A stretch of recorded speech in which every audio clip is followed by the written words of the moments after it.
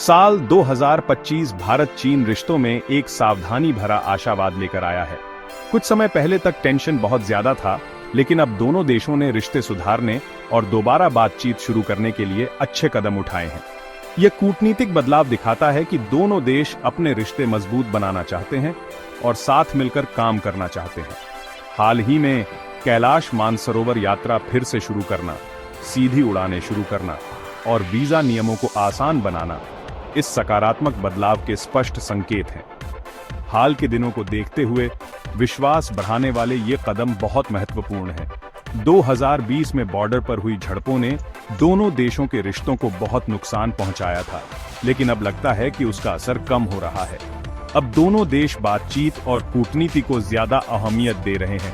यह नया जुड़ाव सिर्फ राजनीतिक जरूरत नहीं है, यह दुनिया के दो सबसे ज्यादा आबादी वाले देशों की आपस में जुड़ी हुई किस्मत को समझने की बात है। रिश्तों का बेहतर होना भारत और चीन दोनों के लिए अच्छी खबर है। इससे पुरानी समस्याओं को एक अच्छे माहौल में सुलझाने का मौका मिलता है।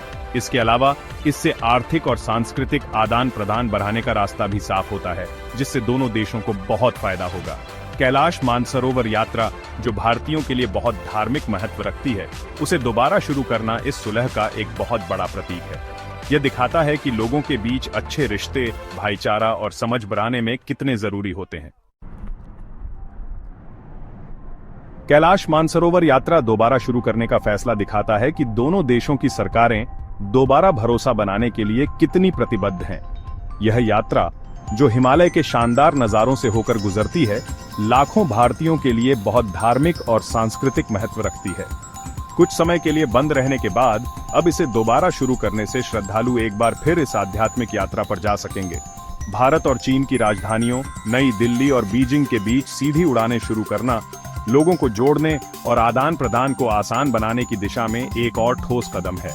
इन उड़ानों से न सिर्फ पर्यटन और व्यापार को बढ़ावा मिलेगा, बल्कि दोनों देशों के नागरिक भी एक दूसरे के करीब आएंगे। वीजा नियमों को आसान बनाना, खासकर पत्रकारों और विद्वानों के लिए, आपसी समझ बढ़ाने और गलतफहमियों को दूर करने में मदद करेगा। विचारों का यह खुला आदान प्रदान आज के जमाने में बहुत जरूरी है, जहां अक्सर गलत जानकारी और पूर्वाग्रह फैला रहता है। वीजा नियमों को आसान बनाना खास तौर पर शिक्षा, शोध संस्थानों और मीडिया में सहयोग बढ़ाने के लिए महत्वपूर्ण है। ये संस्थान लोगों की राय बनाने और नीतियों को प्रभावित करने में अहम भूमिका निभाते हैं। इनके बीच ज्यादा बातचीत से एक दूसरे के विचारों को बेहतर ढंग से समझने में मदद मिलेगी, जिससे अंततः एक मजबूत और भरोसेमंद रिश्ता बनेगा। भारत चीन रिश्तों में हाल ही में आई इस गर्माहट को उनके रिश्तों के इतिहास के बड़े संदर्भ में देखना चाहिए। प्राचीन सभ्यताओं वाले पड़ोसी होने के बावजूद भारत और चीन के रिश्ते हमेशा से ही सहयोग और कॉन्फ्लिक्ट के दौर से गुजरते रहे हैं। 1962 का युद्ध उनके साझे इतिहास का एक महत्वपूर्ण मोड़ था, जिसका साया आज तक बना हुआ है।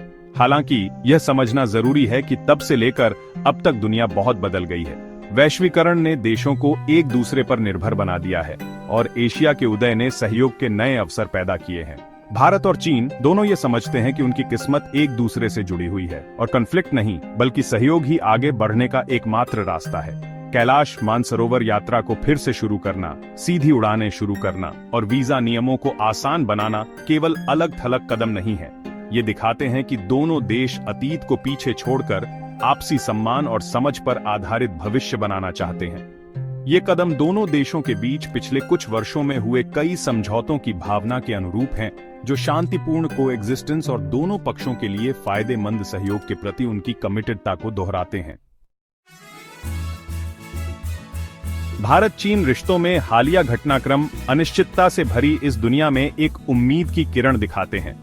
कॉन्फ्लिक्ट के बजाय बातचीत और कूटनीति को प्राथमिकता देने का दोनों देशों का फैसला एक सकारात्मक संकेत है। यह दिखाता है कि दोनों देश इस बात को समझते हैं कि सहयोग न सिर्फ जरूरी है, बल्कि अपनी पूरी क्षमता हासिल करने के लिए दोनों देशों के लिए जरूरी है। कैलाश मानसरोवर यात्रा को फिर से शुरू करना, सीधी उड़ानें शुरू करना और वीजा नियमों को आसान बनाना सही दिशा में छोटे लेकिन महत्वपूर्ण कदम है। ये भरोसा दोबारा बनाने और सहयोग बढ़ाने की इच्छा शक्ति को दर्शाते हैं। इन उपायों से निश्चित रूप से लोगों का संपर्क बढ़ेगा, आर्थिक संबंध मजबूत होंगे और एक दूसरे के विचारों को बेहतर ढंग से समझने में मदद मिलेगी। आगे बढ़ते हुए यह याद रखना जरूरी है कि एक स्थिर और कोऑपरेशनात्मक रिश्ता बनाना एक सतत प्रक्रिया है, जिसके लिए लगातार प्रयास की जरूरत होती है। हालांकि चुनौतियां तो आएंगी ही, लेकिन जरूरी है कि उनका सामना बातचीत और कूटनीति के जरिए किया जाए और एक शांतिपूर्ण और समृद्ध एशिया के बड़े लक्ष्य को ध्यान में रखा जाए। भारत चीन रिश्तों का भविष्य बहुत संभावनाओं से भरा है और हाल ही में रिश्तों में आई गर्माहट उस क्षमता को साकार करने की दिशा में एक सकारात्मक कदम है।